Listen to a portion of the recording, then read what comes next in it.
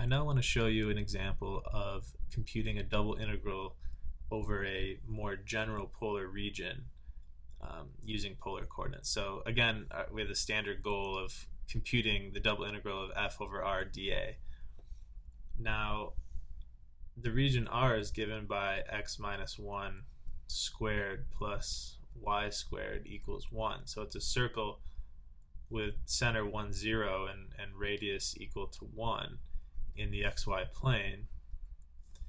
And in polar coordinates, we have this formulation. So the r values range from 0 to 2 cosine theta. Now, if I set r equal to 2 cosine theta, why is that equivalent to this boundary curve? And it's a straightforward verification. Basically, the first step is to multiply both sides by r. I get r squared equals 2r cosine theta. And the reason that's expedient is because now r squared and r cosine theta can be readily translated into x and y coordinates. I get x squared plus y squared, and then I get 2x over here. And then it's a little bit of straightforward algebra to see that these two equations are the same. So there you go. So r equals 2 cosine theta is this boundary circle. Okay, now the theta bounds go from negative pi over 2 to pi over 2. Now why is that? And the reason is because if we look from the origin, like where do we have points? And you know, at negative pi over 2, we can think of things starting, and then I have points in all these directions all the way up to right tangent to the positive y-axis, which is at pi over 2. And so those are the relevant values of theta, and then for each value of theta, r ranges out from 0 to 2 cosine theta. Okay, so what about our function? What function are we integrating? Well, we're integrating the function f given by f of xy equals the square root of x squared plus y squared. Now this function is easy to translate over to polar coordinates because x squared plus y squared is r squared, and since r is at least 0, we don't have to worry about taking square roots here. So this is the square root of r squared is just r. And now we're ready to translate this double integral into an iterated integral in terms of polar coordinates. So we get the integral from negative pi over 2 to pi over 2. These are our theta bounds. And then the integral from 0 to 2 cosine theta. These are r bounds. And then the function is just r, and then times r dr d theta.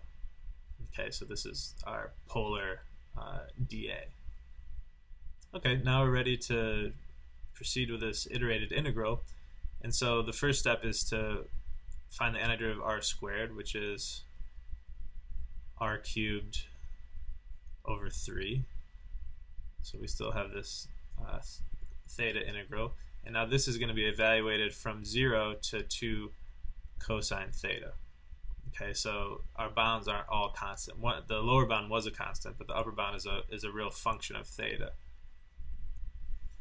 Okay, and so still have this integral to compute.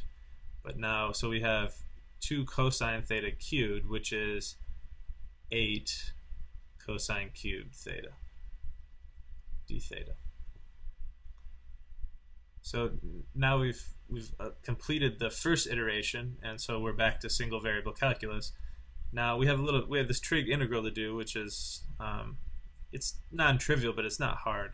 So what we're going to do is we're going to peel off a cosine squared here and rewrite it. So I'm going to rewrite this integral as the integral from negative pi over 2 to pi over 2 of 8/3, and then I'm going to write this as 1 minus sine squared theta times cosine theta d theta. And of course, I'm using the Pythagorean identity, cosine squared theta plus sine squared theta equals 1 here. Alright, so now we proceed here, and when I multiply this cosine through both terms, so the first term is just a cosine theta, so I have this constant 8/3 out in front, and so the antiderivative of that is sine theta. and then minus, and then now I have a sine squared theta cosine theta, and so a simple u substitution for u equals sine theta, and we know that the antiderivative of this will be sine cubed theta over 3.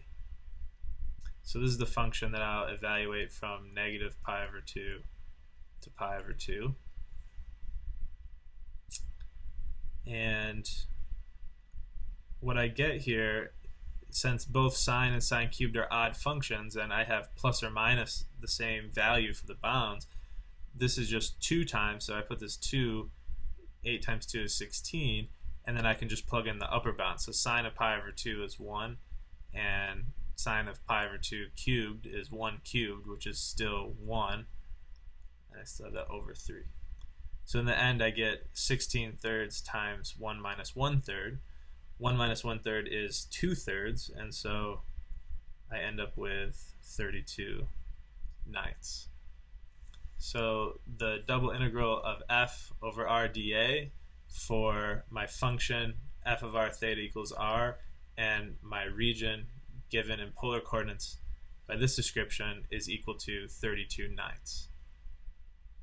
And you'll notice that once we got things set up, it was a rather straightforward computation, and maybe the only sticking points, if as you're following along with some of this work with trig, and so you definitely want to go back and review the integrals that came up in, say, Calc 2 that had to do with trig. So for instance, powers of cosine or powers of sine, because integrals like this will come up a lot when we're working with polar coordinates, and later when we're doing triple integrals, they'll come up a lot with cylindrical and spherical coordinates.